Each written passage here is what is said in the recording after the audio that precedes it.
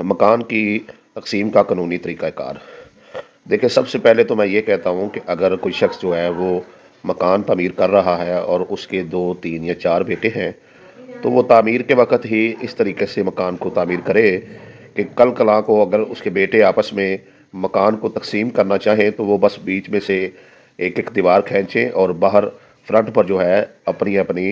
जो है वो दरवाज़े निकाल लें और इस तरीके से उनका मकान जो है वो तकसीम हो जाए। लेकिन आम तौर पर इस तरीके से होता नहीं है। हम क्या करते हैं, 5 मरले जगह ख़रीदी, उसका नक्शा बनाया और उसे डबल स्टोरी, ट्रिपल स्टोरी जो है वो बना दिया और ये किया कि ऊपर नीचे जो है वो सारे रहते रहे। और बाज़ दफ़ा 10 मरले जगह है तो 10 मरले का सारा ही जो है वो मकान बना दिया है। अब होता ये है कि बाद में जब वालिद वफ़ात पा जाता है तो उस शख्स के बच्चों की शादियां हो जाती हैं, आगे उनकी औलाद हो जाती है, तो एक ही जगह पर रहने की वजह से चूँकि पार्टीशन नहीं हो सकती, उसको अलग अलग नहीं किया जा सकता। बाहर घर में आने के लिए एक ही दरवाज़ा है, ठीक है जी। तो वाशरूम जो है वो करीब करीब है, एक की औलाद ने भी वही यूज़ करने हैं, दूसरी के भी वही यूज़ करने हैं। एक फैमिली का कोई फ़र्द बीमार है, वो सोना चाह रहा है, तो दूसरी फैमिली के बच्चे जो हैं वो शोर कर रहे हैं। तो इस तरह तरह तरह के मसाइल होते हैं। तो इसमें मैं समझता हूँ कि मकान की तामीरात के वक़्त जो हम गलतियाँ करते हैं उसकी वजह से ऐसे होता है। अच्छा, अब आते हैं इसकी कानूनी तक़सीम की तरफ। देखिए, चले ये तो गलतियाँ हो गई, इनको तो इंसान पहले सुधारे तो सुधारे, वरना आपको मकान की तक़सीम के लिए जो है वो सिविल कोर्ट यानी कि दीवानी अदालत की तरफ जो है वो रुजू करना पड़ेगा। तो मिसाल के तौर पर एक मकान है, 10 मरले का मकान है और उसमें 2 भाई और 2 बहनें जो हैं वो हिस्सादार हैं। अब 2 भाई तो उस मकान में रह रहे हैं, लेकिन जो 2 बहनें हैं उनकी शादियां हो गई है, वो आगे जो है अपने घरों को चली गई है, या एक भाई जो है सिर्फ वो ही उस मकान पर कब्जा करके बैठा हुआ है। 2 बहनें और एक भाई जो है वो उस मकान में नहीं रह रहे। तो केस जो है वो मुख्तलिफ नवीयत के हो सकते हैं। जैसा भी केस हो, यानी कि जो फ़रीक़ैन उस मकान के मालिक है उनमें से कोई एक आधा बंदा जो है वो उस मकान में रह नहीं रहा, या उसे हिस्सा नहीं दे रहे, या उसे रहने नहीं दे रहे, या अब वो उस मकान में रहना नहीं चाहता, ये सारे मसाइल जो है अगर पैदा हो गए हैं, भाइयों का आपस में इख्तलाफ हो गया है, भाई रजामंद है, बहनों का भाइयों से इख्तलाफ हो गया है, तो मकान की तकसीम के लिए जो है वो दीवानी अदालत यानी सिविल कोर्ट में जो है वो एक जो है वो केस दायर करेगा, दरख्वास्त देगा कि जी ये हमारा वरासती मकान है और ये इतने मरले का मकान है, तो इसको जो है कानूनी तरीक़ाकार से इसकी तकसीम की जाए। अब अगर एक बहन दरख्वास्त देती है और दूसरी बहन और जो दूसरे 2 भाई हैं, या मिसाल के तौर पर एक भाई और 2 बहनें जो हैं वो उस बड़े भाई के ख़िलाफ़ जो उस मकान में रह रहा है काबज़ हुआ है उसके ख़िलाफ़ दरख्वास्त देती है, केस दायर करती हैं, तो अदालत जो है वो उस भाई को नोटिस जारी करेगी कि आप अदालत में आए और अपना जो है वो जवाब जमा कराएं। जब वो भाई अदालत में जाएगा तो वो वहाँ पर जाकर जो है वो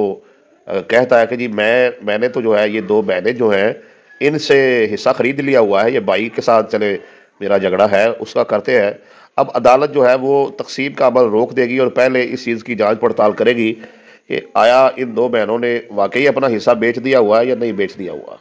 तो अगर तो बेच दिया हुआ है और वो प्रूफ भी कर देता है तो उनका हक जो है वो उस मकान से ख़त्म हो जाएगा। लेकिन अगर उन 2 बहनों ने भी अपना हिस्सा उसे सेल नहीं किया हुआ तो केस जो है वो फिर आगे चलेगा और दोबारा तकसीम की तरफ जो है वो केस बढ़ेगा। अब अदालत जो है वो एक रेफरी मुकर्रर करेगी, एक वकील मुकर्रर करेगी और उसे कहेगी कि आप जाए और जाकर मकान का विज़िट करके आए कि मकान नया बना हुआ है या पुराना बना हुआ है, मकान का